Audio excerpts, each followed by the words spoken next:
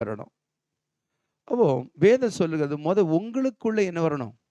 ஒரு சமாதானம் வரணும் என்பதை வேதம் நமக்கு கற்றுக் கொடுக்கிறது என்று பார்க்கிறோம். அடுத்து சொல்லுகிறது மார்க் 9:50 ஒருவரோடு ஒருவர் நீங்க என்ன செய்யணும்? சமாதானமா இருங்க என்று சொல்லுது. ரோமர் 12:18 வாசிக்கும்போது கூடுமான வரைக்கும் எல்லா மனுஷரோட என்ன செய்யுங்க? சமாதானமா இருங்கள் என்று சொல்லப்படுகிறது. அப்ப நல்லா கவனிங்க. முதல் தேவை நமக்குள்ள வரணும். பின்பு சமாதானம் ஒருவருக்கொருவர் பிறருக்கு வரணும். கூடுமான வரைக்கும் எல்லாரோடும் சமாதானமா இருக்க என்ன செய்யுங்க? பிரயாசப்படுங்க என்று வேதம் நமக்கு சமாதானத்தை குறித்து சொல்லுகிறது. ஆண்டவராகிய இயேசு கிறிஸ்து தன் சீஷரோடு ஊழியம் செய்த பொழுது அவர் ஒரு கரையிலிருந்து அக்கறைக்கு போவதற்கு அங்கே கலிலேயா கடலிலே பிரயாணம் பண்ணி போகும் பொழுது அவர் அந்த படகிலே நித்திரையாய் இருந்தார். அமைதியாகத்தான் சென்றது. சமாதானமாய் சென்றார்கள், சந்தோஷமாய் சென்றார்கள். ஆனால் நடு வழியில் போகும் பொழுது அங்கே கொந்தளிப்பும் புயல் காற்றும் சூறாவளிகளும் அங்கே பெருகி படகு அமலத்தக்க மாண்டு போகிற சூழ்நிலை வந்துவிட்டது. அதே போலதான் நம்முடைய வாழ்க்கையிலே வாழ்க்கை இனிமையாக போய்கொண்டிருக்கும். எந்த வேளையிலே எந்த நேரத்தில் நமக்கு பிரச்சனை வருது, சூறாவளி வருது, கப்பல் கவிழ்ந்து போகிறது போல நம்முடைய வாழ்க்கையின் போராட்டம் வருகிறது நமக்கு தெரியாது. ஆமென். ஆனால் ஆண்டவர் சொன்னார், இக்கரையிலிருந்து அக்கறைக்கு போவன்னு வாக்களித்தவர் அவர். அதுவே நம்மை தெரிந்தெடுத்தவர், அழைத்தவர். அவர் உண்மை உள்ளவர். அவர் நம்மளை அக்கறையிலே சேர்க்க, நித்தியத்திலே சேர்க்க உண்மை உள்ளவராயிருக்கிறார். வாக்கு பண்ணியிருக்கிறார். ஆமென்.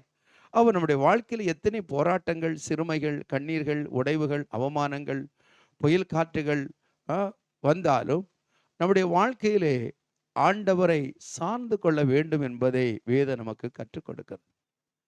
அப்பொழுது சீசர்கள் தன்னால் முயன்ற சுய முயற்சியெல்லாம் செய்து பார்த்தார்கள். முடியாத பட்சத்திலே அவரை எழுப்பி கேட்டார்கள், நாங்கள் மரிப்பது உமக்கு நலமா, சந்தோஷமா? நாங்கள் எந்த கஷ்டப்படுறோமே சொன்ன ஆண்டவர் சொன்ன முதல் வார்த்தை, உங்கள் விசுவாசம் எங்கே போயிட்டு என்று சொல்லிட்டு அவர் அவர் காற்றையும் கடலையும் அமைதலா இரு என்றார். இறையாதே என்றார். உடனே அமைதலாயிற்று. மறுபடியும் அந்த சமாதானம் வந்துவிட்டது.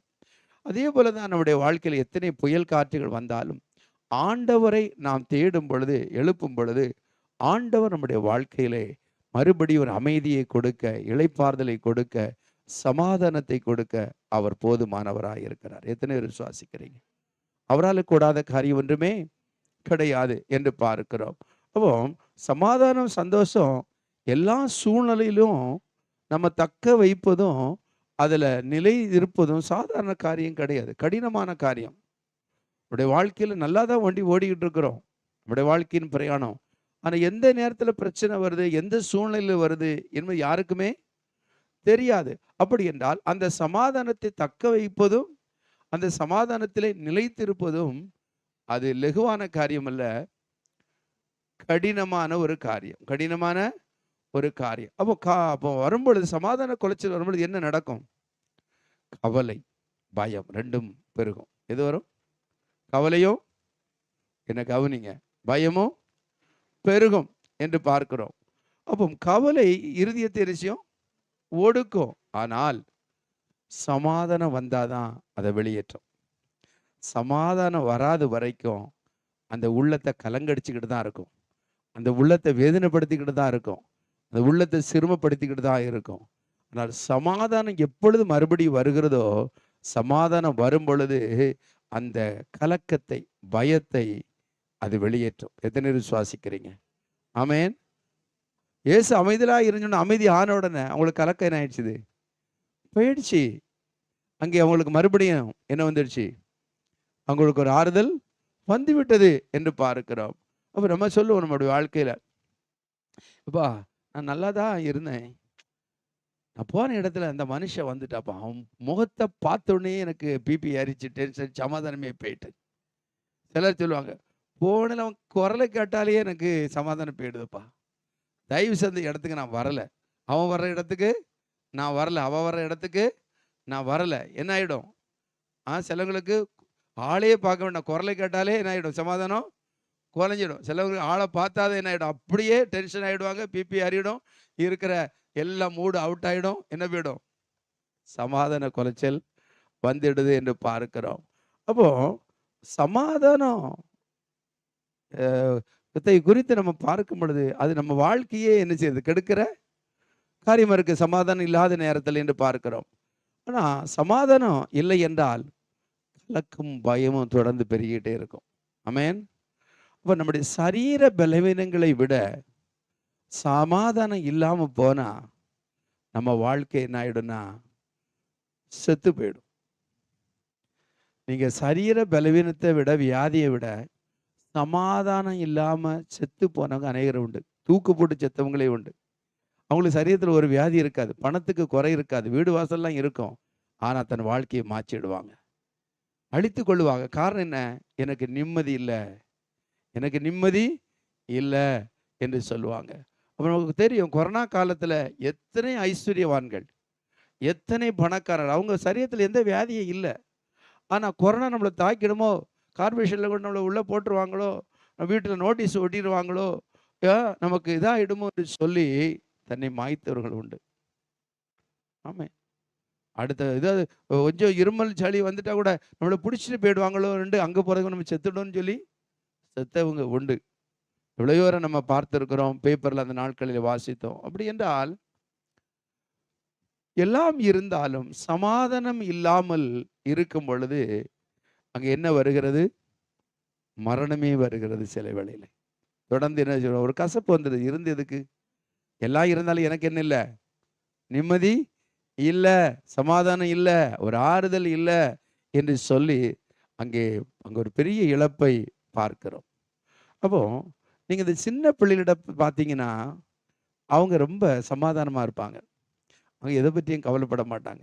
உணவாக இருக்கட்டும், உடையாக இருக்கட்டும், படிப்பாக இருக்கட்டும், பீஸ் பணமாக இருக்குது, அவங்களுக்கு ஒரே இதுவும் கிடையாது, கவலையும் கிடையாது, பயமும் கிடையாது. அவங்களுக்கு எண்ணமெல்லாம் என்ன? அப்பா அம்மா பார்த்துக்கிடுவாங்க. எல்லா தேவையும் யார் பார்த்துக்கிடுவா? அப்பா அம்மா பார்த்துக்கிடுவாங்க. அவங்க இப்படி பயப்படுறதும் இல்லை, கலக்கம் அடைக்கிறதும். அதனால் இயேசு சொன்னார், சிறு பிள்ளை போல உடைய இருதயம் மாறாவிட்டால். அப்போ பெரியவங்கள்ட்ட அது இருக்காது. வளர வளர வளர பெரியவங்கள்ட்ட என்ன இருக்காது? அந்த காரியம் இருக்காது. பெரியவங்களா வளர வளர பயமும் கலக்கம் வரதான் செய்யும். அப்போ ஏன் பயமும் கலக்கம் அதிகமாக வருதுன்னா, நமக்குள்ள விசுவாசம் வளரல. நமக்குள்ள தேவன் மேலுள்ள விசுவாசம் வளர்ந்தால் பயம் கலக்கம் வராது. நாளைய தினத்தை குறித்து கவலைப்படாது, அதனதன் பாடு உனக்கு போதுங்கிறார். அப்போ நம்ம பெரியவங்களை ஆன பொழுது நமக்குள்ள அதிகமான கலக்கமும் பயமும் தான் வருது. அதனால என்ன இருக்குது? சமாதானம் இருக்காது. அப்படின்னா இன்றைக்கு நாம் தேவ செய்தியிலே சமாதானம் ஏன் முக்கியம் என்பதை அறிய வேண்டும். சமாதானத்தை எதெல்லாம் தடை செய்கிறது என்பதையும் நாம் அறிய வேண்டும். மெய்யான உண்மையான சமாதானம் எது என்பதையும் அறிய வேண்டும். ஆமென். அப்ப யாரால் மட்டும்தான் அந்த மெய்யான சமாதானத்தை கொடுக்க முடியும் என்பதை அறிய வேண்டும். அப்படி நம்முடைய சமாதானத்தை பெற்றுக்கொள்ள நாம் என்ன செய்ய வேண்டும், நம்முடைய பங்கு என்ன என்பதை அறிந்து கொள்ள வேண்டும். அல்லேலூயா. அப்போ அதெல்லாம் அறிந்தாதான் நம்முடைய வாழ்க்கையிலே வருகிற தொடர் போராட்டங்கள், சமாதான குலைச்சல்கள், இந்த காரியங்களிலிருந்து நாம் விடுதலை பெற முடியும், சமாதானத்தில் பெருக முடியும். எத்தனை விசுவாசிக்கிறீங்க? அதான் வேதம் சொல்லுது, தேவனை அறிகிற அறிவில் தான் இருந்தாதான் நீ கிருபையிலும் சமாதானத்திலும் பெருக முடியும் என்று வேதம் சொல்லுகிறது. அப்போ சத்தியம் நமக்கு என்ன சொல்லுகிறது என்பதை நாம் அறியணும். அப்போ ஏன் சமாதானம் முக்கியம்? சிலர் சொல்லுவாங்க, ஏங்க எனக்கு பணம் மட்டும் இருந்தால் போதுங்க, நான் ரொம்ப சமாதானமாக இருப்பேன், நிம்மதியாக இருப்பேன், அதுதான் என் வாழ்க்கையில் பிரச்சனை, இல்லாததான் பிரச்சனை, பணம் மட்டும் இருந்துட்டா எனக்கு என்ன வராது, சமாதான குலைச்சலே வராதுன்னு சொல்லுவாங்க. சிலர் சொல்லுவாங்க, இவ்வளோ காலம் வாடகை வீட்டில் இருக்குங்க, ஒரே ஒரு சொந்த வீடு வந்து கிடச்சிட்டா போதும், எனக்கு நல்ல சமாதானம் வந்துடும் என்று சொல்லுறதை நம்ம பார்க்குறோம். ஆனால் நம்ம பணம் மட்டும் இருந்தால் போதும் சமாதானம் வந்துடும் நினைக்கிறது தப்பு.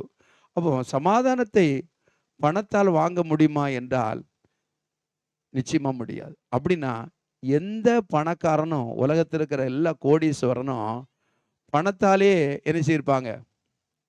அவங்க ஜெயிச்சிருப்பாங்க. அவங்க பணத்தாலே எல்லா காரியத்தையும் என்ன செய்யிருப்பாங்க?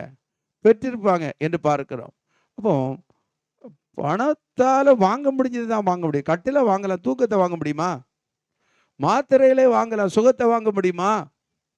பணத்தால எதை வாங்க முடியுமோ வாங்குவோம். ஆனா நிம்மதியை வாங்க முடியாதுங்க. சமாதானத்தை வாங்க முடியாது. அப்படின்னா ஒரு பணக்காரனும் செத்துருக்க மாட்டானே. பணக்காரன் சாவியே வராத. பணத்தை கொடுத்து வியாதியெல்லாம் கிளியர் பண்ணிவிடுவானே. பணத்தை கொடுத்து என்னென்ன செய்யணுமோ எல்லாத்தையும் வாங்கிடுவானா. வாழ்க்கையில் சாவியே வராத. ஆமென். நீங்கள் அப்போல்லோ ஆஸ்பத்திரி பாருங்க, போய் பார்த்தீங்கன்னா 90% மார்வாடி தான் படுத்திருப்போம். அப்போல்லோ ஆஸ்பத்திரியில் இருக்கிற பேஷண்ட் அதிகமாக பார்த்தீங்கன்னா இங்கே இருக்கிற மார்வாடி குஜராத்துக்காரங்க தான் அதிகமாக இருப்பாங்க. அப்படி இல்லாத பணமாங்க. ஸ்தோத்திரம். நல்லா கவனிக்கணும்.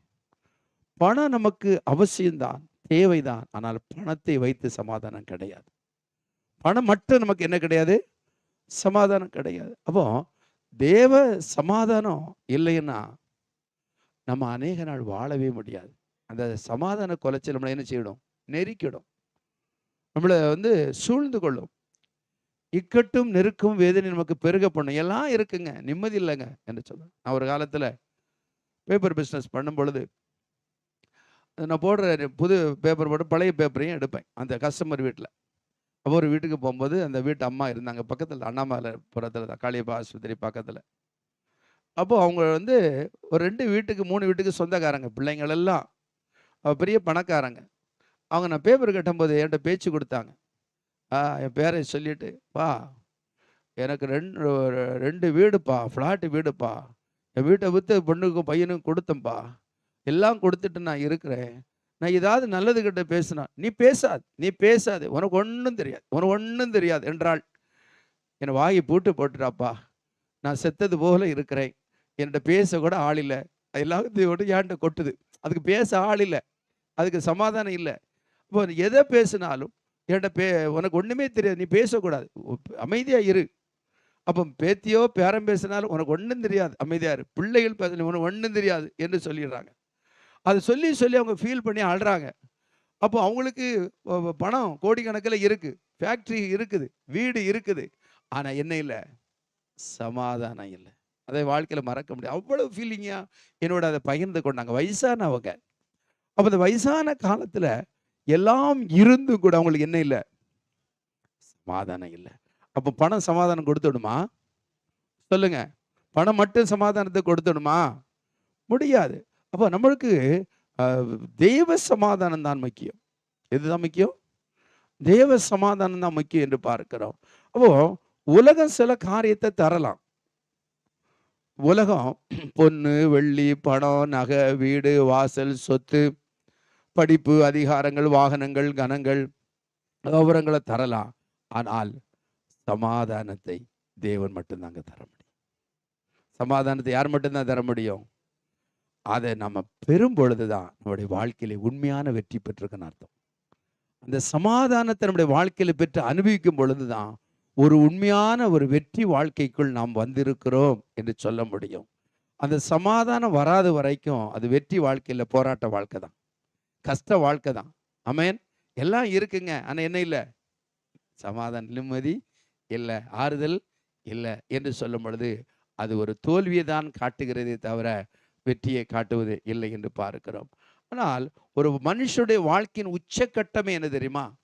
சமாதானம் தான். நம்ம செத்த பிறகு தான் நம்ம போர்டு வைப்போம், RIP, ரெஸ்ட் இன் பீஸ். செத்த பிறகு அவர் இளைப்பாறுதல் இருக்கிறான், தூங்கிட்டு இருக்கிறாங்க, அது முக்கியம் இல்லைங்க. நீ உயிரோடு இருக்கும்போது அந்த சமாதானத்தை பெற்று வாழணும், அதுதான் முக்கியம். உயிரோடு இருக்கும் பொழுது சமாதானமா இருக்கணும். செத்த பிறகு என்ன தெரியுது? ஆயு தந்த தேவனிடத்துல போயிடுது, சரீரம் மண்ணுக்கு மண்ணா போயிடுது. ஆத்மா எங்க இருக்கு? அவன் ரட்சிக்கப்பட்டா பரதேசிக்கு போகும், இல்லைன்னா பாதாளத்துக்கு போகும். அதெல்லாம் கவனிக்கணும். நம்முடைய வாழ்க்கையிலே ஒரு மனிதனுடைய உச்சக்கட்டத்தின் ஆசீர்வாதமே சமாதானம். அப்போ அது தேவன் கொடுக்கிற பெரிய கிஃப்ட்டுங்க. ஆண்டவர் தான் அந்த கிஃப்டை கொடுக்கணும். உலகம் கொடுக்க முடியாது, பணம் கொடுக்க முடியாது. ஒரு மனிதனுடைய வாழ்க்கையில் என்ன கிஃப்ட் கொடுத்தாலும் அது அவனை சமாதானத்துக்குள்ள கொண்டு வருமானா? நிச்சயமா முழுமையா சொல்ல முடியாது. அந்த நேரத்துக்கு என்ன சிலது சமாதானமா இருக்கலாம். ஒரு வீடு இல்லை, கர்த்தர் வீடை தந்துட்டாரு, ரைட்.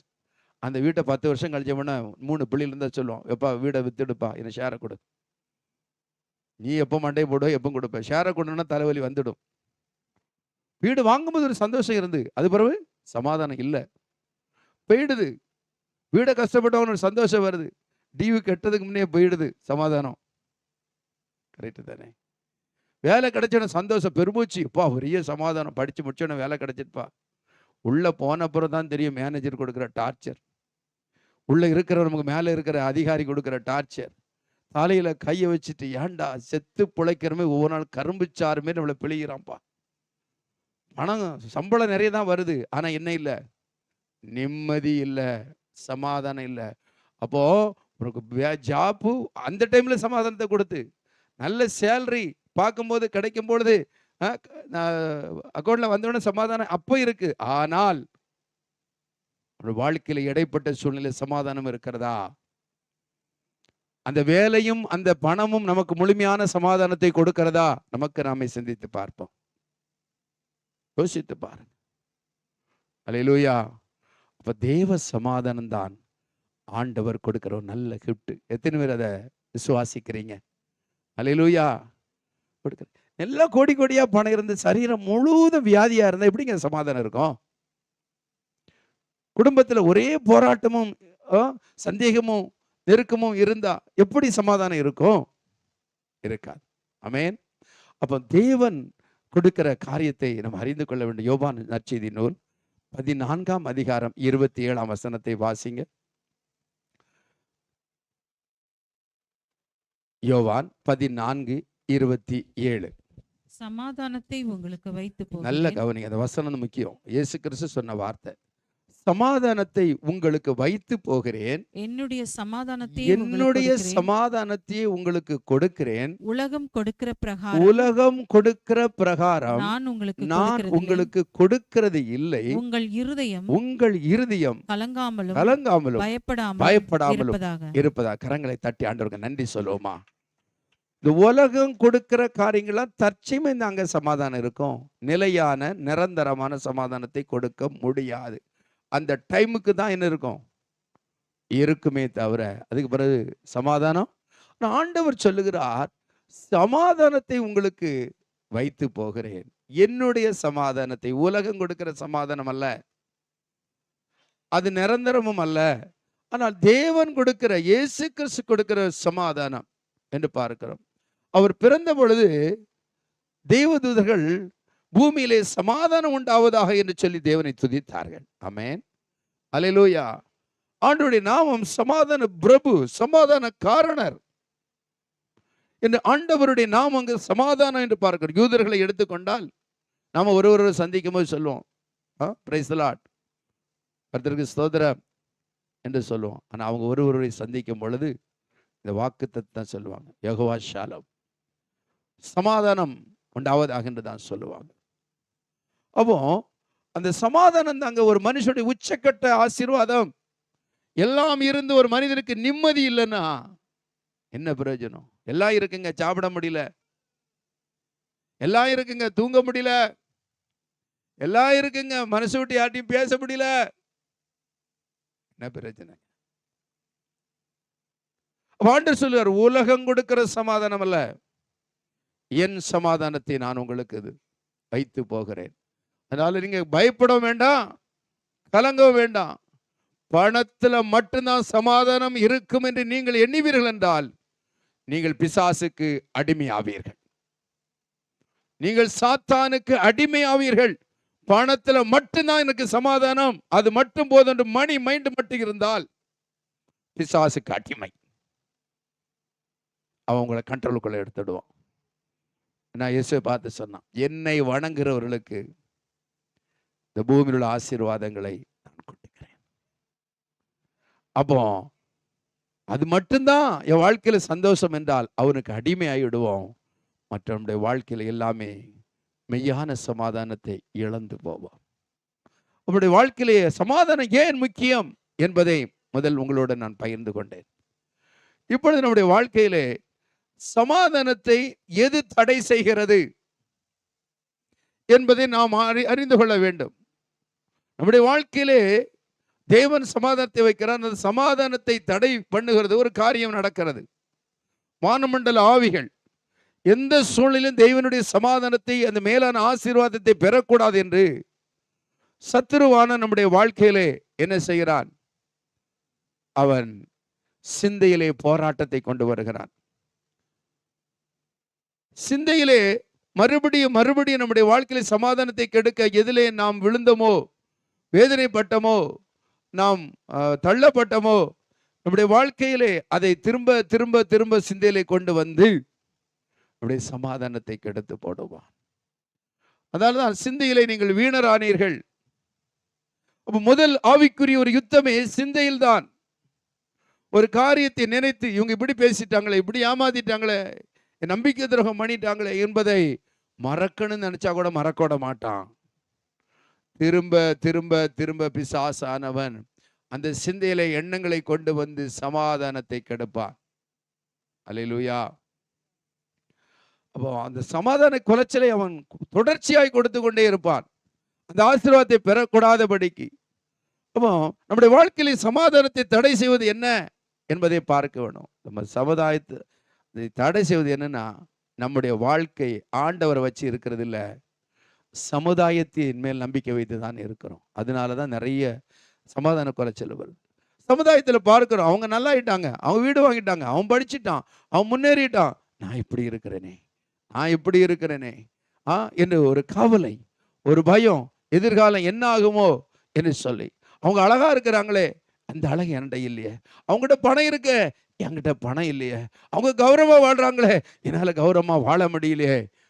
அவங்க வீடு சொத்து வச்சிருக்காங்களே, எனக்கு இல்லையே என்கிற பல காரியங்கள் பிறரை பார்த்து, சமூகத்தை பார்த்து, சமுதாயத்தை பார்த்து அந்த சமாதானம் நம்மை தடை செய்கிறது. ஆமென். ஆனால் தாவீது சொல்றான், கர்த்தரை எப்பொழுது எனக்கும் நக வைத்திருக்கிறேன். ஆனால் நம் சமுதாயத்தை முன்வைத்தல்ல, சொந்த பந்தங்களை முன்வைத்தல்ல, வேதம் சொல்லுகிறது, நீ கர்த்தர் மேல் உன் வழிகளை வைத்து விடு, பாரத்தை வைத்து விடு. ஒரு மனிதனுடைய வாழ்க்கையில கவலையும் பயம் இதனால் வருகிறது. ரெண்டே காரியம்தான். ஒன்று, எதிர்பார்த்தது கிடைக்காத வரைக்கும் கவலையும் பயமும் இருக்கும். இன்னொன்று, நம்மிடத்தில் இருக்கிறதை இழக்கும் பொழுது, அது சந்தோஷமா இருக்கலாம், அழகா இருக்கலாம், சுகமா இருக்கலாம், கௌரவமா இருக்கலாம், மதிப்பு மரியாதையா இருக்கலாம். எதை இழந்தமோ, இழந்த பொழுது பெற்றுக்கொள்ளாத வரைக்கும் நம்முடைய வாழ்க்கையிலே கவலை பயம் இருக்கும், சமாதானம் இருக்காது.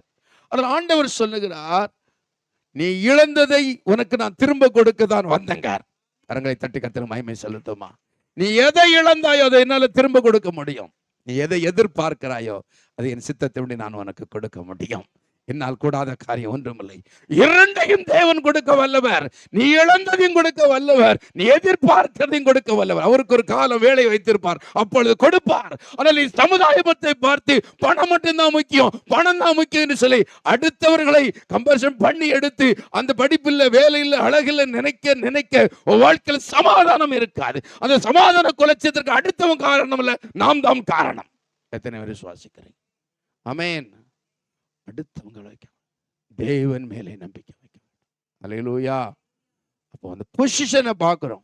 என் பொசிஷன் இப்படி இருக்கு சமுதாயத்துல, அவங்க எல்லாம் ஒண்ணுக்கு இல்லாம இருந்தாங்க, இன்னைக்கு நல்லா வாழ்ந்து இருக்கிறாங்களே, நான் இப்படி ஆயிட்டேனே.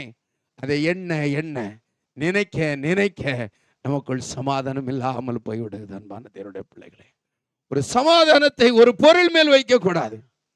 சமாதானத்தை இந்த சமுதாயத்தில் நம்ம இணைக்க கூடாது. சமாதானத்தை நம் தேவன் மேல் வைக்க வேண்டும், கிறிஸ்துவோடு இணைக்க வேண்டும். இயேசுதான் சொன்னார், என்னுடைய சமாதானத்தை நான் தருவேன். உலகம் கொடுக்கிற சமாதானம் அல்ல, அது நிரந்தரமும் அல்ல, நிலையானது அல்ல.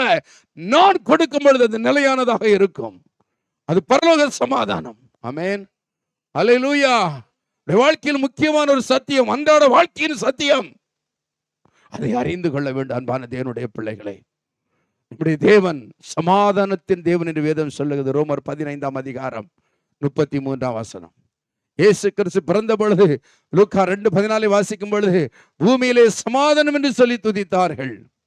லூக்கா 19:38 வாசிக்கும் பொழுது பரலோகத்திலே சமாதானம் என்று சொல்லி அங்கே அந்த அற்புத அதிசயங்களை பார்த்து புகழ்ந்தார்கள் என்று பார்க்கிறோம். ஆனால் முக்கியமாக ஆண்டவர் நம்மிடத்தில் எதிர்பார்க்கிறது என்ன தெரியுமா?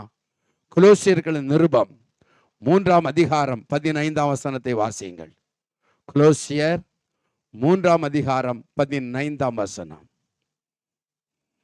தேவ சமாதானம் உங்கள் இருதயங்களில் இருதயங்களில் ஆழக்கடவது. இதற்கென்றே நீங்கள் ஒரே சரீரமாக அழைக்கப்பட்டீர்கள். நன்றி அறிதலுள்ளவர்களாய் இருங்கள். ஆமென். கரங்களை தட்டி கர்த்தருக்கு நன்றி செலுத்துமா. நம்முடைய ஆண்டவர் நம்மளை அழைத்ததன் ஒரு பிரதான நோக்கம். பல அழைப்புகள் இருந்தாலும் முதல் அழைப்பு சொல்ல, வருத்தப்பட்டு பாரம் சுமக்கிறவர்களே எல்லாரும் என்னிடத்தில் ஒரு இளைப்பாறுதலை தருவேன், அதுவும் சமாதானம் தான். ஆத்துமாவில் ஒரு ஆறுதலை கொடுப்பதும் சமாதானம் தான். அங்க சொல்றாரு, தேவ சமாதானம் உங்கள் இருதயத்தை ஆளக்கடவது. இதற்கென்றே நீ ஒரு சரீரமாக அழைக்கப்பட்டாய். ஆண்டவர் நம்மை அழைத்ததன் நோக்கம் தேவ சமாதானத்தோடு வாழ வேண்டும். சமாதான குலைச்சலோடு அல்ல, வேதனையோடு அல்ல, பயத்தோடு அல்ல, கலக்கத்தோடு அல்ல. உங்கள் இருதயம் கலங்காமலும் திகையாமலும் இருப்பதாக என்று சொன்னார். பயப்படாதே, நான் உனக்கு துணை நிற்பேன் என்று சொன்னார். ஆண்டவர் சொல்லார், தேவ சமாதானம் உன்னை ஆளுகை செய்யணும். கவலை அல்ல, கடன் அல்ல, சூழ்நிலை அல்ல, அடுத்தவர் மேல் வைத்திருக்கிற காரியம் அல்ல.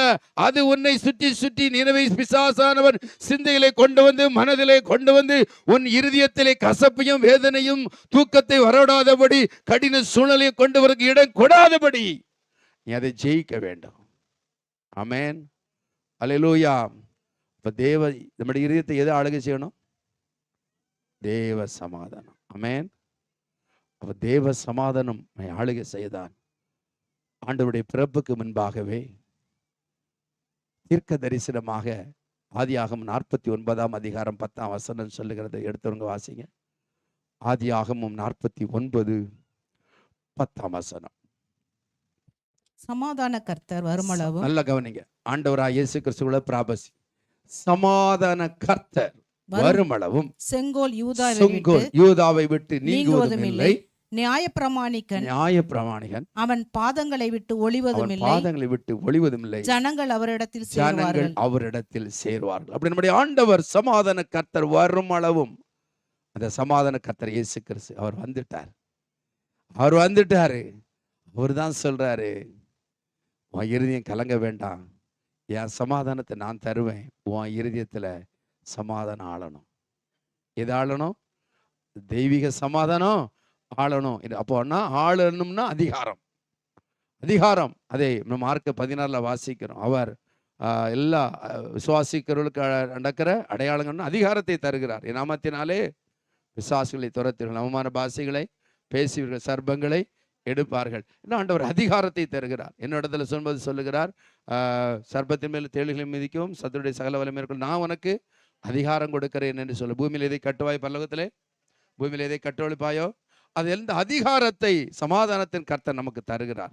எந்தெந்த காரியத்திலே பிசாசானவன் நம்மளை சமாதான குலைச்சல் கொண்டு வருகிறானோ, நம்மளை சீர்குலைக்கிறானோ, சிந்தையில திரும்ப திரும்ப திரும்ப திரும்ப கொண்டு வந்து நம்மளை சிறைபிடிக்கிறானோ, அதிலிருந்து நம் விடுதலையை பெற அதிகாரத்தை ஆண்டவர் தருகிறார். அல்லேலூயா.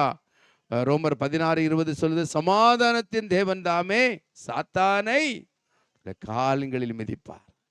அருமையான வார்த்தையில சமாதானத்தின் தேவன். அங்க ரட்சிப்பின் தேவன் சொல்லல, நம்பிக்கையின் தேவன் சொல்லல, இந்த இடத்துல சமாதானத்தின் தேவன் என்று சொல்லப்படும். சமாதானத்தின் தேவன் சாத்தானை கால்களை நசிக்க போடுவார்னு சொல்லப்பட்டது. நம்ம வாசிக்கிறோம் சங்கீதம் 91ஆம் சங்கீதம் 13ஆம் வசனத்துல வாசிக்கிறோம். அங்கே சொல்லப்படுகிறது, வாசிங்க. சங்கீதம் 91:13. மேலும் சிங்கத்தின் மேலும் விரியன் பாம்பின் மேலும் நீ நடந்து பால சிங்கத்தையும் வலு சர்ப்பத்தையும் மிதித்து போடுவாய். அப்படிப்பட்ட ஆண்டவர் வல்லமை அதிகாரத்தையும் தருவேன் என்று சொல்லுகிறார். அல்லேலூயா. அவர் நம்முடைய ஆண்டவர் சமாதானக்காரனராக இருக்கிறார். அவர் சமாதான பிரபுவாக இருக்கிறார். அவர் சமாதானத்தின் தேவனாக இருக்கிறார். சொல்லிக்கொண்டே போகலாம். அப்போ ஆண்டவர் நம்முடைய வாழ்க்கையிலே சமாதானத்தை தர, அவருடைய சமாதானம் இதயத்தில் ஆள வேண்டும். அதற்கென்று நீ அழைக்கப்பட்டாய். நீ கவலையோடும் கண்ணீரும் பதற்றத்தோடும் பயத்தோடும் வாழ்ந்து கொண்டே இருக்க வேண்டிய அவசியம் இல்லை. உன்னை தெரிந்தெடுத்தவர் அழைத்தவர் நான் உன்னை அழைத்த அழைப்பில் ஒன்று நீ சமாதானமா இருக்கணும். உன் இருதயம் சமாதானமா இருக்கணும். சமாதானம் இல்லைன்னாலே ஒரு காரியத்தை தெளிவா பேச முடியாதுங்க, செய்ய முடியாது. ஒருத்தர் சமாதானமா கலங்கி இருக்கும்போது இப்ப மயக்க கொடுத்து பேசுங்க சொல்லுங்க, பேசிட்டு பார்ப்போம். சமாதானம்னா நீ பரீட்சை எழுத முடியாத. ஆமென். படிச்சதும் மறந்துடும், படிச்சதும் மறந்துடும். ஸ்தோத்திரம். சமாதானம் இருக்கும்போது தெரிஞ்சவங்க வந்து எப்படி நல்லா இருக்கேன்னு கேட்டா பேன் முடிச்சுன்னு போ. அப்புறம் சொல்லுங்க சொல்லுங்க, என்னப்பா ஆச்சு? இல்ல கொஞ்சம் ஒரு மனிதனுடைய வாழ்க்கையில சமாதானம் இல்லாம போகும் பொழுது நிலை குலைந்து விடுகிறான். ஆண்டவர் சொல்றார், உன் இருதயம் சமாதானத்தில் நிரப்பப்படணும். தெய்வ சமாதானம் தான் உன்னை ஆளுகை செய்ய வேண்டும் என்று ஆண்டவர் எதிர்பார்க்கிறார். அப்படி என்றால் செத்த பிறகு இளைப்பாறுதல் இருக்கிறான், சமாதானத்தில் தூங்கிட்டு இருக்கிறான் கிடையாது. நீ உயிரோடு இருக்கும் நாளெல்லாம் அந்த சமாதானத்தை அனுபவிக்கணும். அதற்கு உதாரணமாய் அனுபவம் உள்ள ஒரு தேவ மனுஷனை நான் உங்களுக்கு முன்பாக காட்ட விரும்புகிறேன். சங்கீதம் 4ஆம் அதிகாரம் 8ஆம் வசனத்தை வாசிங்க. தாவீதுடைய அனுபவத்தை அங்கே பார்க்க முடியும். சங்கீதம் 4:8. சமாதானத்தோட படுத்துக்கொண்டு நித்திரை செய்வேன். கர்த்தாவே நீர் ஒருவரே என்னை சுகமாய் தங்க பண்ணுகிறேன். தாவீதுடைய அனுபவத்தை பார்த்தீங்களா? கரங்களை தட்டி கர்த்தருக்கு மகிமையை செலுத்துங்க. சமாதானத்தோட படுத்துக்கொண்டு நித்திரை செய்வேன். என் தூக்கம் சமாதானமா இருக்கும். நீர் ஒருவர் தான் என்னை சுகமாய் வாழ வைப்பீர். நீர் ஒருவர் தான் அந்த சமாதானத்தோடு என்னை தங்க பண்ணுகிறேன். வாழ்க்கையில் வந்த நிந்தைகள், போராட்டங்கள், சிறுமைகள், கண்ணீர்கள், ஆபத்துகள் கொஞ்ச நஞ்சம் கிடையாதுங்க. கர்த்தர் சவுலையும் தெரிந்தெடுத்தார், உண்மை. ஆனால் சவுல் சமாதானத்தை இழந்தான். அதுக்கு பிறகு அவன் வாழ்க்கையில் அந்த சமாதானத்தை திரும்ப பெற்றுக்கொள்ளவே இல்லைங்க. அவனுக்குள்ள அசுத்தாவி வந்துடுச்சு. அதுக்கு பிறகு தேவனிடத்தில் விழுந்த அந்த சமாதானத்தை அவனால பெறவே முடியல. பார்க்கிறோம், அவன் காயம்பார உள்ளவரை தான் அலைந்தான், பழிவாங்க தான் துடிச்சான், சத்துருக்களை பார்த்து பயந்தான். ஆனா எத்தனை போராட்டங்கள், நிந்தைகள், அவமானங்கள், நெருக்கங்கள் வந்தாலும் அவன் ஆத்மாவிலே, தாவீதின் ஆத்மாவில் தெய்வீக சமாதானம் இருந்தது. ஆமென். போராட்டங்கள் வரதான் செய்யும், நெருக்கங்கள் வரும், பல சூழ்நிலைகள் வரும். ஆனால் உன் இருதயத்துக்குள் தேவ சமாதானம் வர வேண்டும். அது தாவீது இடத்துல இருந்தது. புதிய ஏற்பாட்டு சத்தியத்திலே அந்த சமாதானத்தை பெற ஆண்டவர் நமக்கு வைத்திருக்கிற அணுகுமுறை, வழிகாட்டுதல், ஒரு திறந்த வாசல் என்னவென்றால் பிலிப்பியர்களின் நிருபம் 4ஆம் அதிகாரம் 6-7 வாசித்து பாருங்க. அந்த வசனத்தின் இறுதி என்ன சொல்லுது பாருங்க. நீங்கள் ஒன்றுக்கும் கவலைப்படாமல் எல்லாவற்றையும் குறித்து, நீ எல்லாவற்றையும் குறித்து, உன் காரியம் எல்லாவற்றையும் குறித்து உங்கள் விண்ணப்பங்களை ஸ்தோத்திரத்தோடு கூடிய ஜெபத்தினாலும் வேண்டுதலினாலும் தேவனுக்கு தெரியப்படுத்துங்கள். அப்பொழுது எல்லா புத்திக்கும் மேலான தேவ சமாதானம், புத்திக்கும் மேலான தேவ சமாதானம் உங்கள் இருதயங்களையும் உங்கள் சிந்தைகளையும் கிறிஸ்து இயேசுவுக்குள்ளாக காத்துக்கொள்ளும். ஆமென். இதுதான் தேவன் கொடுத்திருக்க கீவேர்ட், நமக்கு கருப்பொருள் வசனம். ஆமென். வாழ்க்கையில போராட்டம் வரும், நிந்தை வரும், அவமானம் வரும், தோல்வி வரும், கலக்கம் வரும், கஷ்டம் வரும். எது வந்தாலும் சரி, சமாதானத்தை கெடுக்கிற காரியங்கள் பிசாசு கொண்டு வரதான் செய்வான். ஆனாலும் வந்தாலும் நீ விண்ணப்பத்தை கரெக்டா இடத்துல போடணும். கரெக்டா விண்ணப்பத்தை இடத்துல சொல்லணும். அது சின்ன காரியமோ பெரிய காரியமோ, உன் விண்ணப்பத்தை கரெக்டா சொல்ல. நீ ஸ்தோத்திரத்தோடு ஜெபம் பண்ணு, வேண்டுதல் செய். அப்பொழுது உன் புத்திக்கு எட்டாத, நீ கிரகிக்க முடியாத, அதை பற்றி பேச முடியாத ஒரு தெய்வீக சமாதானம் உன் இருதயத்தையும் உன் சிந்தையும் நிரப்பும். சிந்தையில தானே போராட்டம், இதயத்தை தானே போராட்டம். அது வெளியில தெரியாது. உள்ள இருக்கிற கவலை, பாரம், பயம், எதிர்காலத்தை குறித்து, பிள்ளைகளை குறித்து, வாழ்க்கையை குறித்து, திருமணத்தை குறித்து எத்தனையோ கலக்கங்கள். வேலை போயிடுமோ, ஒரு பிசினஸ் பண்ணுனா பிசினஸ் இதாயிடுமோ, நம்ம நிர்வாகம் போயிடுமோ, எப்படி வாடகை கொடுப்போம், எப்படி சாப்பிடுவோம், பல சமாதானம் இல்லாத கலக்கத்தை பிசாசு கொடுப்பார்.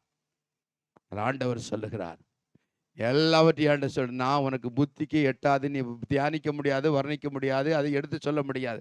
அப்படிப்பட்ட தேவ சமாதானத்தினாலே உன் சிந்தையும் உன் இருதயத்தையும் நான் நிரப்பி காப்பேன். ஆண்டவர் வாக்கு பண்ணுகிறார். அருமையான தேவனுடைய ஜனமே, ஆண்டவர் நம்மை தாங்கி நடத்தி ஊக்குவிக்கிற தேவனாய் இருக்கிறார். உடைய வாழ்க்கையிலே பாடுகள் பெருகினாலும் தேவ சமாதானம் பெருகும் என்கிற நம்பிக்கை நமக்குள் வளர வேண்டும். வாழ்க்கையில எல்லாம் வரதான் செய்யும். ஆனால் இயேசு கிறிஸ்து வாழ்க்கையில் எல்லாம் வந்தது. தாவீதின் வாழ்க்கையில எல்லாம் வந்தது, ஆனால் அவன் சமாதானம் கொலையவில்லை. இயேசு கிறிஸ்து வாழ்க்கையில எல்லாவற்றையும் சகித்தார், சமாதானம் இல்லாமல் இல்லை.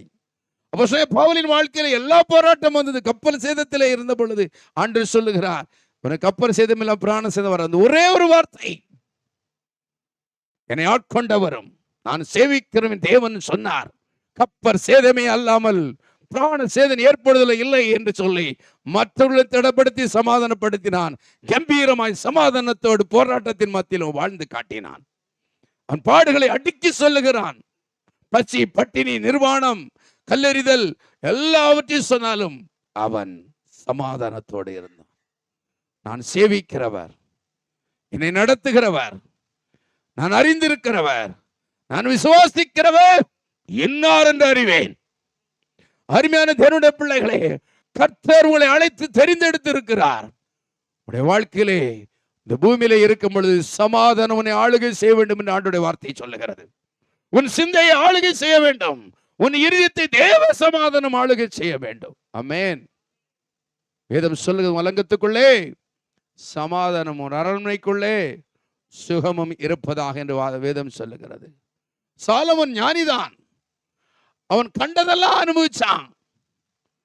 எல்லாவற்றையும் கண்கள் கண்டதை ஒன்று கூட விடல, எல்லாத்திலும் சந்தோஷமா இருந்தான். ஆனால் பின்னாட்கள் இந்த சந்தோஷத்தை அவனால் தக்க வைக்க முடியல. எல்லா மாயை, எல்லா மாயை, எல்லா மாயன்னு சொல்லி பைத்தியக்காரன் மாரி போயிட்டான். ஆமென். வாழ்க்கையில சந்தோஷத்தை கட்டிப்படுத்த முடியலங்க. சவுலால சமாதானத்தை கடைசி வரைக்கும் பெற்றுக்கொள்ள முடியல. ஆனா தாவீதோ எத்தனை பாடுகள், அவமானங்கள், யுத்தங்கள், நெருக்கங்கள் வந்தாலும் அந்த சமாதானத்தை அவனால் காத்துக்கொள்ள முடிந்தது. என்ன காரணம் தெரியுமா? தேவ உறவின் ஐக்கியம்தான். வாழ்க்கையில ஆண்டவரோடு எந்த அளவுக்கு உறவு வைக்கிறீர்களோ, ஆராதிக்கிறீர்களோ, தனிப்பட்ட ஜெபங்கள் பண்ணுகிறீர்களோ, அந்த உறவின் ஐக்கியம் உங்களுடைய வாழ்க்கையில தேவ பிரசன்னத்தாலே நிரப்பிக்கொண்டே இருக்கும். தேவ மகிமை நிரப்பிக்கொண்டே இருக்கும். அந்த ஆனந்த தைலங்களை நிரப்பிக்கொண்டே இருக்கும். அந்த பிரசன்னத்தின் வல்லமை உங்களை எதை சிதறடிக்கிறதோ, பயமும் கவலையும் கொண்டு சமாதானத்தை கெடுத்ததோ அதை வெளியேற்றும். எத்தனை பேர் விசுவாசிக்கிறீங்க? அது பிறரிடத்தில் உங்களால் அதை சொல்ல முடியாது, அதை பகிர்ந்து கொள்ள விட முடியாது. ஆனா உள்ள ஒரு தெய்வீக சமாதானம் இருக்கும். நீங்க பாடி ஆராதிக்கும் பொழுது ஆண்டவருடைய பிரசன்னம் நிரப்பும். உங்களை அறியாமல் இந்த கவலை மறந்து அப்படியே படுத்து தூங்கிடுவீங்க. ஆமென். கண்ணீரோடு ஜெபித்து உள்ள உடைந்து, ஆண்டவரே வேதனை இப்படி இருக்கிறது என்று சொல்லும் பொழுது அழுது கொண்டு இருக்கும் பொழுது மகிமையின் தேவன் உன்னை மகிமையின் பிரசன்னத்தினாலே, சமாதானத்தின் பிரசன்னத்தினாலே உன்னை ஆளுகை செய்வார். உடைய சத்திய வார்த்தை, நீ என்னிடத்தில் கேள், ஒன்றுக்கு கவலைப்படாமல் உன் வேண்டுதலை, விண்ணப்பத்தை, சோத்திரத்தை சொல்லி தெரியப்படுத்து. புத்தி கெட்டாத தேவ சமாதானம் உன் இருதயத்தை, சிந்தையை கிறிஸ்து இயேசுவுக்குள் காத்துக்கொள்ளும். கர்த்தர் பண்ணின வாக்குத்தத்தம். ஆமென். உன் இருதயம் தேவ சமாதானத்தை ஆள கட வேண்டும்.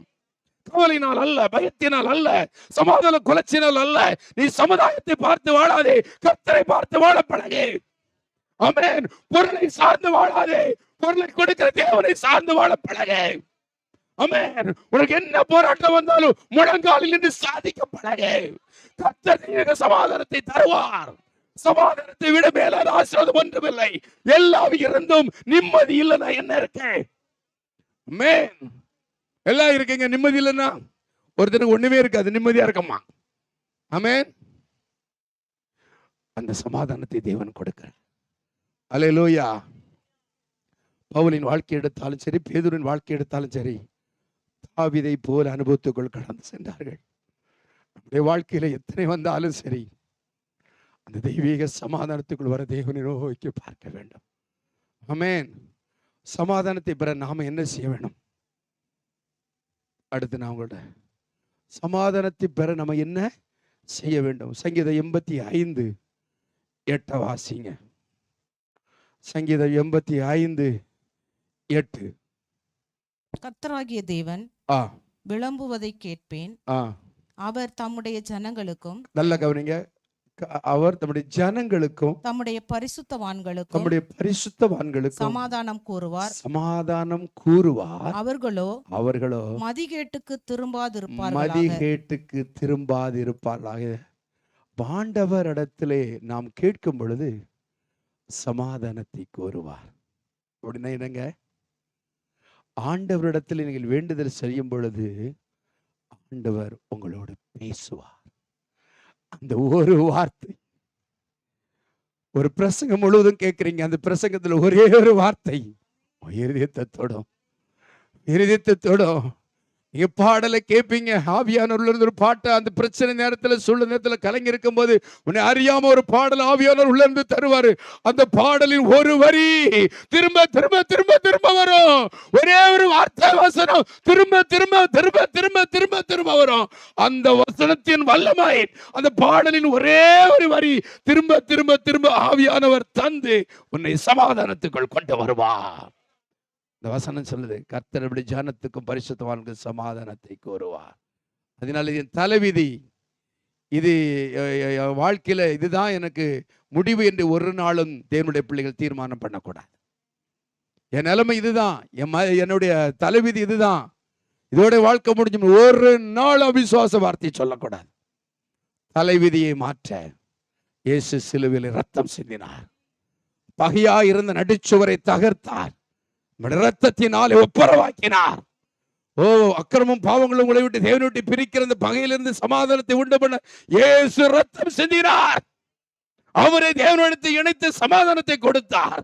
அப்படி சமாதானத்தை கொடுத்து தெரிந்தெடுத்து அழைத்து முத்தரித்த தேவன் உன்னை கைவிடுவாரோ? உன் இருதயத்தை சமாதானம் ஆள வேண்டும், என் சமாதானத்தை தருவேன் என்று ஆண்டவர் சொல்லுகிறார். அப்படி என்றால் அந்த சமாதானத்தை பெற நாம் என்ன செய்ய வேண்டும் என்றால், அந்த ஆவிக்குரிய மண்டலத்திலே எந்தெந்த சூழ்நிலைகள் நம்மை சிறைப்படுத்தி கொண்டு நெருக்கப்படுத்தி கொண்டும் கவலைக்குள் கொண்டு இருக்கிறதோ அது மாறு வரைக்கும் நீ ஆவியில் நிறைந்து செபிக்க வேண்டும், ஆவியில் நிறைந்து ஆராதிக்க வேண்டும். அல்லேலூயா. பதில் வரும் வரைக்கும் நீ செபிக்கணும். ஆண்டவர் பேசுவார், ஆண்டவர் பேசுவார். உன்னை கைவிடுகிறவர் அல்ல, உன்னை விசாரிக்கிற தேவன், உன் கண்ணீரை துடைக்கிற தேவன், உன்னை உற்று கவனிக்கிற தேவன். தகப்பனே என்று சொல்லும் பொழுது தேவன் பேசுவார், ஒரு வசனத்தாலே பேசுவார், பாடல் வழியாக பேசுவார். ஓ, அவரோடு பேசுகிற தெய்வம்.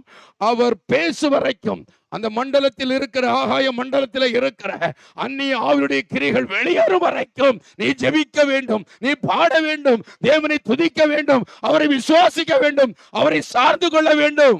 அல்லேலூயா. செய்ய செய்ய அடிக்க அடிக்க அம்மிய நகருமா. அந்த காரியங்கள் நம்ம விட்டு வெளியேற வெளியேற சமாதானம் நம்முடைய உள்ளத்தை நிரப்ப நிரப்ப நீ ஜெபித்துக் கொண்டிருக்க வேண்டும், இல்லை என்றால் நீ ஆராதித்துக் கொண்டிருக்க வேண்டும், இல்லை என்றால் நீ சோத்தரித்துக் கொண்டிருக்க வேண்டும், நீ உயர்த்தி கொண்டே இருக்க வேண்டும். வெளியே பாடுகள் தான், உள்ளே துதி கனம் எடுக்கும் பொழுது எரிகோ விழும்.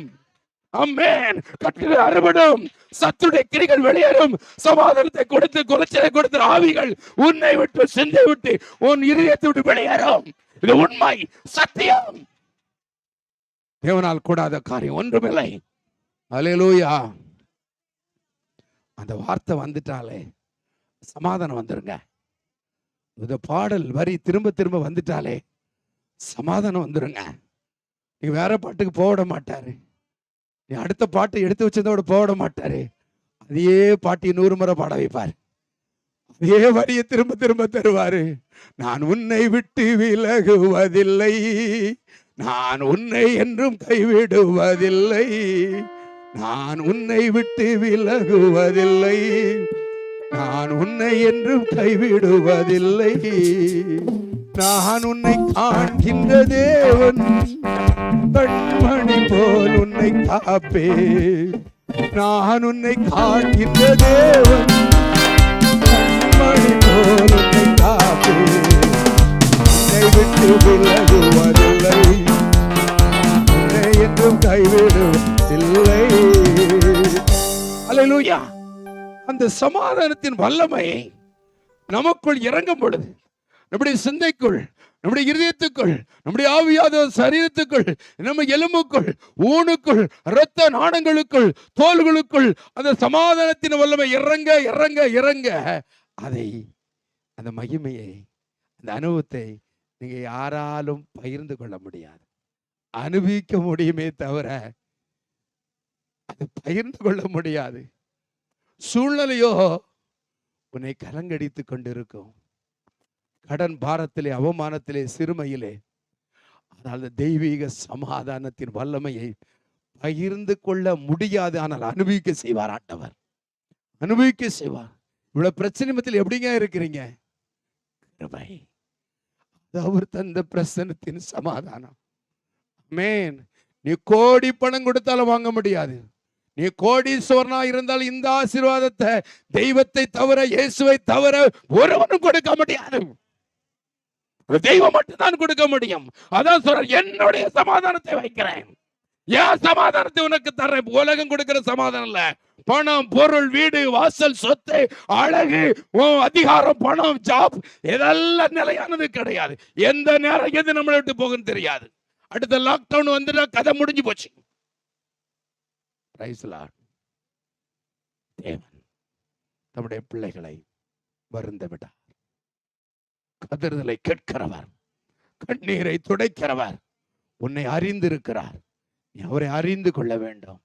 என் தகப்பன் என்னை கைவிடுவது இல்லை என்கிற உறுதிக்குள் வர வேண்டும். அல்லேலூயா, அல்லேலூயா, ஆமென். தேவனுடைய ராஜ்யம் என்பது நீதி, சந்தோஷம், சமாதானம், இந்த மூன்றும் அடங்கினது தான் தேவ ராஜ்யம். பரிசுத்த ஆவியினால் உண்டாகிற சந்தோஷமும் சமாதானம் தேவ நீதியம், அதுதான் தேவ ராஜ்யம். இதுல ஒன்ற பிசாசு நம்மகிட்ட தூக்கினா கூட இந்த சமாதானத்தை உணர விட மாட்டான். சமாதானத்தை உணர விட மாட்டான். அவன் திருடன். நம்மிடத்துல சமாதானத்தை திருடுவான், சந்தோஷத்தை திருடுவான், சுகத்தை திருடுவான், ஐக்கியத்தை திருடுவான். இதெல்லாம் திருடுறதான் அவன். ஆனால் ஆண்டவர் நமக்கு ஜீவன் கொடுக்க, அது பரிபூரணம் அடைய நான் வந்தேங்கிறார். அல்லேலூயா. அருமையான தேவனுடைய பிள்ளைகளே, அவன் எடுக்க நம்ம விடக்கூடாது. எடுக்க ஆபிரகாம் வாழ்க்கையிலே ஆண்டவர் சொல்றார், ஏக சுதனும் ஏக புத்திரமா இருக்கிற ஈசாக்கை எனக்காக மோரியா மலையில பலி செலுத்துங்கிறார். உள்ளம் எப்படிங்க உடைஞ்சிருக்கும்? ஆனா அவன் சமாதானத்தோட போறான். அந்த அளவுக்கு கர்த்தர் உருவாக்கிட்டாரு. கேட்கிறான், ஆடு இருக்கு, இவிட்டி இருக்கு, தகப்பனை ஆடுங்க. அது அவர் யெகோவாயிரே, அவர் பார்த்துக் கொள்வார். கரங்களை தட்டி கர்த்தரை மகிமைப்படுத்துவான். அந்த அளவிற்கு அவனுடைய தேவ சமாதானம் அவனை நிரப்பி இருந்தபடினால் அவர் பார்த்துக் கொள்வார். நம்முடைய வாழ்க்கையிலே தேவனுடைய அனுமதி இல்லாம ஒரு போராட்டம் வராது. சாத்தான் என்னத்தை தான் கொண்டு வந்தாலும் கர்த்தர் பார்த்துக்கிட்டே இருப்பார். அதை நிமித்தங்களை உருவாக்குவார், வரைவார், பக்குவப்படுத்துவார், ஸ்திரப்படுத்துவார், சீர்படுத்துவார், தலை நிமிர வைப்பார், அவருடைய அன்பை ருசிக்க வைப்பார். அவர் நல்லவர் என்பதை தயவுள்ளவர் ருசிக்க வைக்க கர்த்தர் அனுமதித்தாலும் நாம் கலரும் பொழுது அங்கே யெகோவாயிரை பார்த்துக் கொள்ளுவார். ஆமென், அல்லேலூயா. அருமையான தேவனுடைய பிள்ளைகளே, பெரும்பாடு உள்ள ஸ்திரியை எடுத்துக்கொள்ளுங்கள். வாழ்க்கையில 12 வருஷம் வியாதி. அவளோட வசதியானவள், எவ்வளோ பணத்தை வைத்தியர்களுக்கு செலவழித்தாள், பணக்காரிதான். ஆனால் இயேசுவை அறிந்து அவள் சமாதானத்தோடு ஒரு விசுவாசத்தோடு வந்தாள். கர்த்தர் எனக்கு சுகம் தருவார். அவள் தொட்டாள், அவளுடைய விசுவாசத்தின்படி சுகம் உண்டாயிற்று, வல்லமை புறப்பட்டது. இயேசு கேட்கிறார், என் வஸ்திரத்தை தொட்டது யார்? அவள் சொல்லுகிறாள், நான் தான். ஆண்டவர் சொன்ன வார்த்தை என்ன தெரியுமா? சமாதானத்தோட இப்போ. எந்த வார்த்தையை சொன்னார் தெரியுமா? அவள் சுகம் பெற்று போனாலும் சமுதாயம் ஏற்றுக்கிடாது. நேற்று வரை நீ தீட்டுல இருந்த, இன்னைக்கு என்ன தீட்டு போயிட்டுங்கிற, இல்ல சரியாயிட்டுங்கிற, எப்படி நான் நம்புறது? எப்படி நான் நம்புறது? அந்த எண்ணம் அவளுக்குள்ள இருந்திருக்கும். சமுதாயம் ஏற்றுக்கொள்ளுமா? சுகம் பெற்றுட்டோம், விடுதலையை பெற்றுட்டோம், சமுதாயம் நம்புமா? ஆண்டவர் சொல்லுகிறார், எதையும் குறித்து கலங்காத, நீ சமாதானத்தோட இப்போ. அன்னாள் கிளேசமுள்ள சிறியாய் கலங்குகிறாள், கதறுகிறாள். அவள் உதடும் உள்ளமும் தேவனை நோக்கி செவிக்கிறது. ஏலி பார்த்து, எவ்வளவு நேரம் நீ வெறித்திருப்பாய் என்று சொல்லுகிறார். ஆண்டவனே, நான் அப்படிப்பட்ட ஸ்திரீ அல்ல என்று சொல்லி அவள் கண்ணீரோடு செபித்த பொழுது ஏலியின் வாயிலிருந்து புறப்பட்ட, தேவ மனுஷனுக்கு புறப்பட்ட வார்த்தை, சமாதானத்தோடு இப்போ கர்த்தரின் வேண்டுதலை கேட்டார். அவள் துக்கமுகமாக இருக்கவில்லை. அந்த சமாதானம் அந்நாளை பலப்படுத்தி ஆசீர்வதித்தது. சமாதானம், இயேசு சொன்ன சமாதானம் பெரும்பாடுள்ள சிறிய சுகத்தை கொடுத்து அவளை நிபர வைத்தது. என் தேவ பிள்ளைகளே, உன் வாழ்க்கையில் எத்தனையோ பாடுகளுக்குள் இருக்கிறீங்க, வேதனைக்குள் இருக்கிறீங்க. சமாதானத்தை கொடுக்கிற தெய்வம். உன் வாழ்க்கையில் எதை சமாதானத்தை கெடுக்கிற காரியம் உன் பாவமா? ஆண்டவர் சொல்லுகிறார், இயேசு கிறிஸ்து ரத்தம் சகல பாவங்கள் நீக்கி சுத்திகரிக்கும். அந்த வாசனத்தை பிடித்து நீ ஜெபித்து உன் வாழ்க்கை அர்ப்பணி. சமாதான குலைச்சல் நீங்க சமாதானம் வரும். உன் வாழ்க்கையிலே குறைவுகளாகவே இருக்கிறது, நிறைவுக்குள் வரவில்லையா? என்னுடைய வார்த்தை சொல்லுது, அவர் உன் குறைவுகள் எல்லாம் கிறிஸ்து இயேசுவுக்குள் மகிமையிலே நிறைவாக்குவார். உன் வாழ்க்கையிலே நோய் நோய் நோய் என்று இருக்கிறதா? வேதம் சொல்லுகிற அவருடைய வசனத்தை அனுப்பி குணமாக்குறார். என் தழும்புகளாலே குணமானீர்கள். அந்த வசனத்தை பிடித்து கதறி கதறி, ஆண்டவரே இந்த வியாதி எனக்கு சமாதான குலைச்சலை கொடுக்கிறது, எனக்கு சுகத்தை தாரும், என் நோய்களை மத்திய 8-17 மணி சுமந்து விட்டீர் தாரும் என்று சொல்லும்போது சுகம் வருங்க. சமாதான குலைச்சல் வெளியேறுங்க. சொல்லிக்கொண்டே போகலாம். வாழ்க்கையில சந்தேகமா, கோபமா, உடைய வாழ்க்கையில மனுஷ பயமா, பிசாசின் போராட்டம், பில்லிசின் எது இருந்தாலும் எல்லாவற்றுக்கும் ஆண்டவர் வாக்குத்தத்த வசனங்களை தந்திருக்கிறார். அந்த வசனத்தை பிடித்து விசுவாசத்தோடு ஜெபிக்க ஜெபிக்க ஜெபிக்க ஒன்றுக்கும் கவலைப்படாமல் எல்லாவற்றையும் குறித்து நீ விண்ணப்பத்தோடு ஸ்தோத்திரத்தோடு கூட ஜெபத்தினால் வேண்டுதல் தேவனுக்கு தெரியப்படுத்த தெரியப்படுத்த வேளை வரும், காலம் வரும். இந்த சமாதான குலைச்சலை நீக்கி உன் பயத்திலிருந்து, பாவத்திலிருந்து, கவலையிலிருந்து, கடனிலிருந்து, கஷ்டத்திலிருந்து, எல்லா மலட்டு தன்மைகளிலிருந்து கர்த்தர் விடுதலை ஆக்குவார். கர்த்தர் விடுதலை ஆக்குவார். கர்த்தர் விடுதலை ஆக்குவார். உனக்கு சமாதானத்தை அருளுவார். உலகம் கொடுக்கிற சமாதானம் இல்லை, என் சமாதானத்தை கொடுக்கிறேன் என்று சொல்ல. அந்த வசனத்தை பிடிச்சு ஜெபிக்கணும். வசனத்தை பிடிச்சு ஜெபிக்கணும். ஆமென். அந்த வசனம் ஜீவனும் ஆவியா இருக்குது. அது ஜீவனும் வல்லமை உள்ளதா இருக்கிறது. என் வசனம் ஒரு நாள் வெறுமையாய் திரும்புவதில்லை. ஆண்டவர் சொல்லுகிறார். ஒரு சமாதானம் உண்டாக, சமாதான குலைச்சல் வெளியேற அந்த வசனங்களை பிடித்து ஜெபியுங்கள். உங்கள் வாழ்க்கையிலே சமாதானம் பெருகும். சங்கீதம் 46:10 சொல்லுகிறது, நீங்கள் அமர்ந்திருந்து நானே தேவன் என்று அறிந்து கொள்ளுங்கள். அமர்ந்திரு, தேவன் அவர் மகிமையை விளங்கப்படும். உங்க வாழ்க்கையில முதல் சமாதானம் நமக்குள்ள வரணும். அதுக்கு பிறகுதான் ஒருவருக்கொருவர் சமாதானமாயிருங்கள். அதுக்கு பிறகுதான் கூடுமான வரைக்கும் எல்லாரோடும் சமாதானமாய் இருங்கள் என்று சொல்லுகிறார். அப்ப நாம் சமாதானம் பெற வேண்டும். நம்முடைய இருதயம் சமாதானத்தினால் ஆளுகை செய்யப்பட வேண்டும் என்பது தேவ சித்தம். என்னுடைய அழைப்பு, என்னுடைய தெரிந்து கொள்ளுதல். உலகத்திலே வாழும் பொழுது ஒரு மிக சிறந்த ஒரு ஆசீர்வாதம் உண்டென்றால் தெய்வீக சமாதானம். ஆமென். ஒரு வெற்றியின் உச்சக்கட்டம் உண்டென்றால் தெய்வீக சமாதானம். ஆமென். அது மரித்த பின்பு ஆர்ஐபி போர்டு வைக்கிறது அல்ல. இளைப்பாறுதலுக்குள் இருக்கிறான், சமாதானத்தில் இளைப்பாறுதல் அல்ல. உயிரோடு இருக்கும் பொழுதே, நீ ஜீவிக்கும் பொழுதே உனக்கு வர்ற அல்லல், போராட்டம், தீங்கு, நெருக்கம் இவைகளிலிருந்து விடுதலையாகி அந்த தெய்வீக சமாதானத்தினை ஆளுகை செய்யப்பட வேண்டும். அந்த தெய்வீக சமாதானத்தினை அனுபவிக்க வேண்டும். அது ஒரே வழி இயேசுவே, ஒரே வழி தேவனுடைய வார்த்தையை, ஒரே வழி இயேசுவின் ரத்தமே, அது ஒரே வழி தேவனுடைய பிரசன்னமே. ஆமென். ஆண்டவர் வாக்கு பண்ணுகிற, உதக்கென்று உன்னை அழைத்தேன், உன் இருதயம் தேவ சமாதானத்தால் ஆளக்கடவது. நான் உலகம் கொடுக்கிற சமாதானம் இல்லை, என் சமாதானத்தை உனக்கு நான் தருகிறேன். அவர் சமாதானத்தை அறிவிக்கிறார். அவர் சமாதான பிரபு, சமாதான காரணர், அவர் சமாதானத்தின் தேவன். சமாதானத்தின் தேவன் வரும் வரைக்கும் செங்கோல் யூதாவை விட்டு நீங்குவதில்லை. அவர் ஆளுகை செய்கிற தேவன், வல்லமையின் தேவன். அன்பு தேவனுடைய ஜனமே, கர்த்தர் என்று உங்களோடு பேசி கொண்டிருக்கிறார். ஆண்டில என்ன வந்தாலும் சரி, அதை நீ ஜெயிக்க பிரயாசப்பட வேண்டும். ஆண்டவர் சமாதானத்தை தருவார். வாழ்க்கையில் இந்த தெய்வீக சமாதானம் நிலையான ஆசீர்வாதத்தை கொண்டு வரும். வெற்றியின் ஒரு உச்சக்கட்டம்.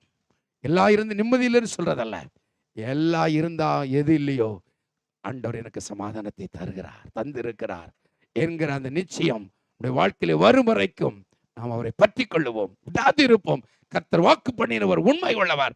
அவர்களை தெய்வீக சமாதானத்தை பெருக பண்ணுவார். இவர் பெருக்கத்தின் ஆண்டு, கிருபையிலும் பெருக வேண்டும், சமாதானத்தில் நீ பெருக வேண்டும். கர்த்தரை தந்தருளுவார். அவர் வாக்கு பண்ணி இருக்கிறார். நிச்சயமாக முடிவுண்டு, நம்பிக்கை வீண் போகாது. அவர் உங்களை சமாதானத்தினாலே நிரப்புவாராக, ஆசீர்வதிப்பாராக, அவர் மகிமைப்படுவாராக. கர்த்தர் உங்கள் தலையை உயர்த்துவாராக. ஆமென். God bless you. எழுந்திருப்போம்.